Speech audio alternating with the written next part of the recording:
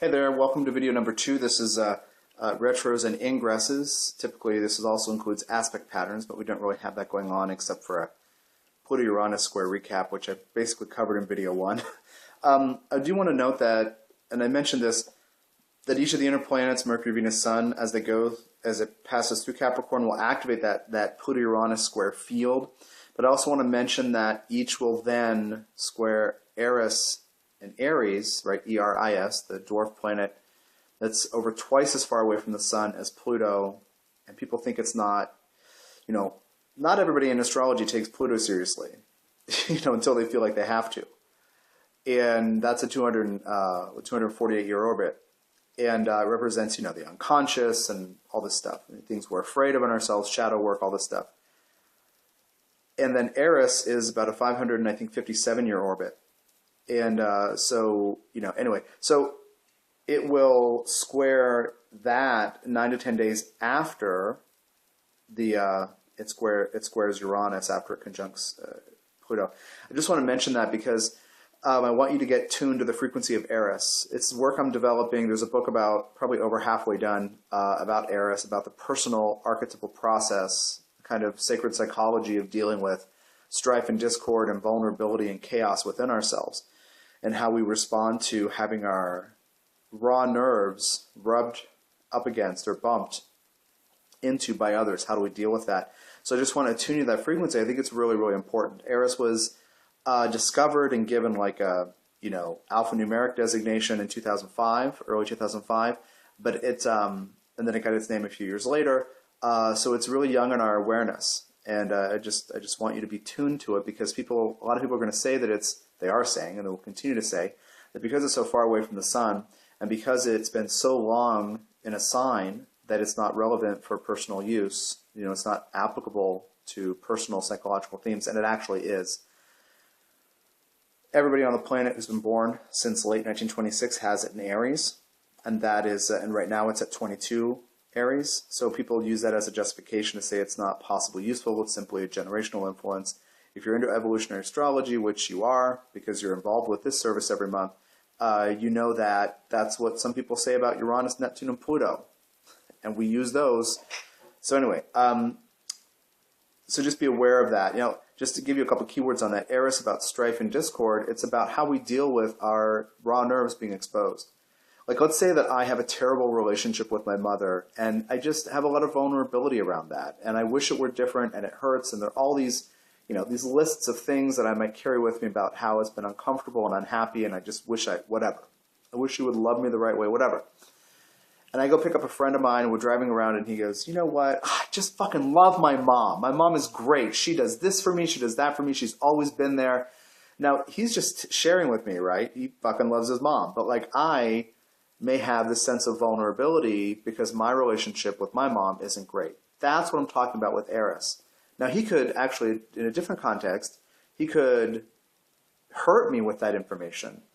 But if he's just sharing, he's inadvertently doing it, how do I respond?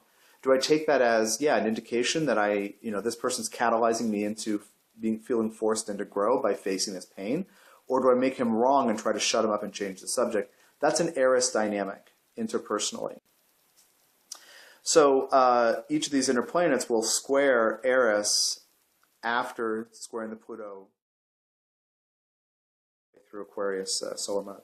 So moving on to Jupiter, I want to talk about it retrograding with Juno also retrograde in Leo this entire month. Jupiter's retro period every year is about 5 months. So Jupiter is about expansion, of course.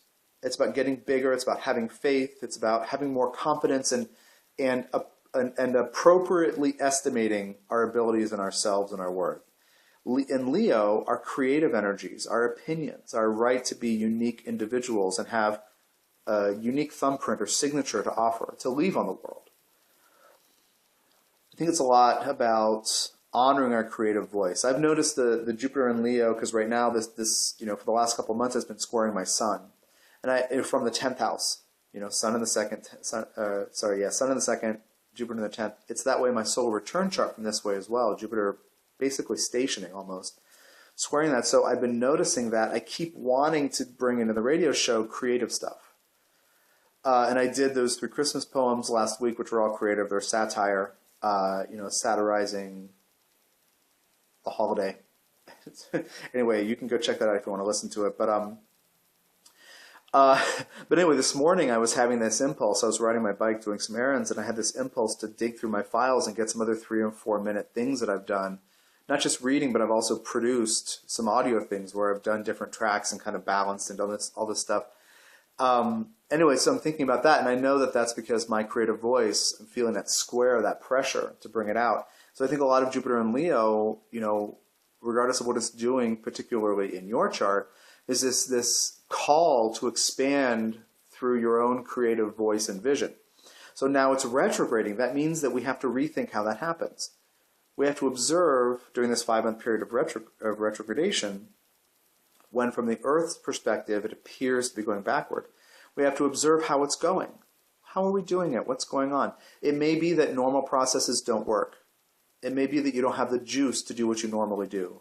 It may be that there are stumbling blocks and red flags and cement barriers every step. That's okay, because it's the retrograde period. You're supposed to rethink and check in with how you're doing these things. So how do I express myself? Very broad, general question that's applicable to the entire process. How do I express myself? How is it going?